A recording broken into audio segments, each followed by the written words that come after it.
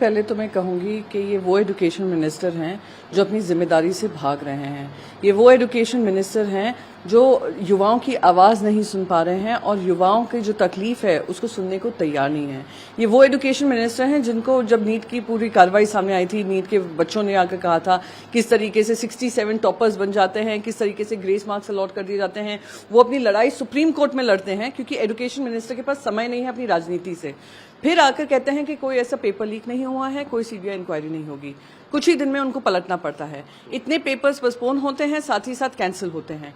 क्या ये बेहद शर्मनाक नहीं है कि आज देश के युवा संसद की तरफ देख रहे हैं कि हमारे सांसद इस बात को उठाएंगे कि हमारी क्या तकलीफें हैं। ये सिर्फ युवाओं की बात नहीं है, देश के फ्यूचर की बात है और वो अपनी जिम्मेदारी से भाग रहे हैं और जवाब देना नहीं चाह रहे। हम कह रहे थे कि राष्ट्रपति का जो अभिभाषण हुआ उस पर हम सब चर्चा में शामिल होंगे, पर ये मुद्दा बहुत इंपॉर्टेंट है जो आप आपातकाल की बार बार बात कर रहे हैं। वो 5 दशक पहले हुआ था, उससे इन युवाओं को कोई लेना देना नहीं है। आने वाले समय में जो उनकी करियर पे इमरजेंसी लगी हुई है उस पर चर्चा कर लीजिए, पर उससे भी भाग रहे हैं। ये स्पष्ट करता है कि ये इनके दांत दिखाने के कुछ और, खाने के कुछ और हैं। देखिए, जिस अनाउंस हुए हैं का ये सब ऑनलाइन मोड पे होगा, क्या एजुकेशन मिनिस्टर ये आश्वासन दे सकते हैं कि कोई टेक्नोलॉजिकल इश्यूज नहीं आएंगे, टेक्निकल डिफिकल्टीज नहीं आएंगी, इंटरनेट की सुविधा हर सेंटर पे जो सेंटर्स अलॉट किए जाएंगे उन सेंटर्स में रहेगी? ये आश्वासन देना जरूरी है क्योंकि पिछले सीयूईटी में यही हुआ था। दिल्ली के कुछ हिस्सों में टेक्निकल डिफिकल्टीज की वजह से बच्चे अपने ठीक से एग्जाम नहीं दे पाए थे।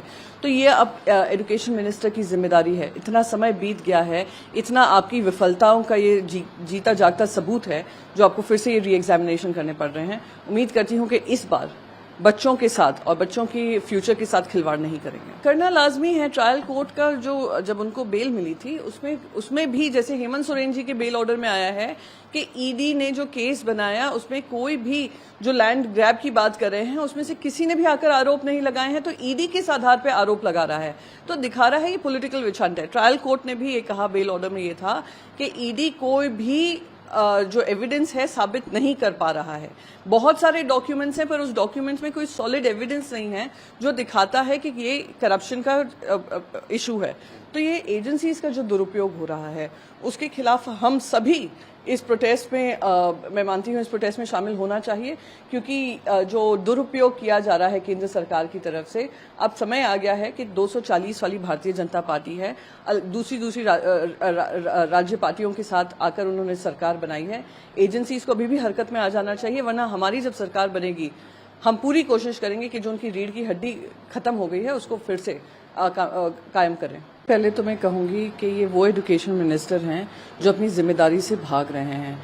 ये वो एजुकेशन मिनिस्टर हैं जो युवाओं की आवाज़ नहीं सुन पा रहे हैं और युवाओं की जो तकलीफ है उसको सुनने को तैयार नहीं है। ये वो एजुकेशन मिनिस्टर हैं जिनको जब नीट की पूरी कार्रवाई सामने आई थी, नीट के बच्चों ने आकर कहा था किस तरीके से 67 टॉपर्स बन जाते हैं, किस तरीके से ग्रेस मार्क्स अलॉट कर दिए जाते हैं। वो अपनी लड़ाई सुप्रीम कोर्ट में लड़ते हैं क्योंकि एजुकेशन मिनिस्टर के पास समय नहीं है अपनी राजनीति से। फिर आकर कहते हैं कि कोई ऐसा पेपर लीक नहीं हुआ है, कोई सीबीआई इंक्वायरी नहीं होगी। कुछ ही दिन में उनको पलटना पड़ता है। इतने पेपर्स पोस्टपोन होते हैं, साथ ही साथ कैंसिल होते हैं। क्या ये बेहद शर्मनाक नहीं है कि आज देश के युवा संसद की तरफ देख रहे हैं कि हमारे सांसद इस बात को उठाएंगे कि हमारी क्या तकलीफें हैं।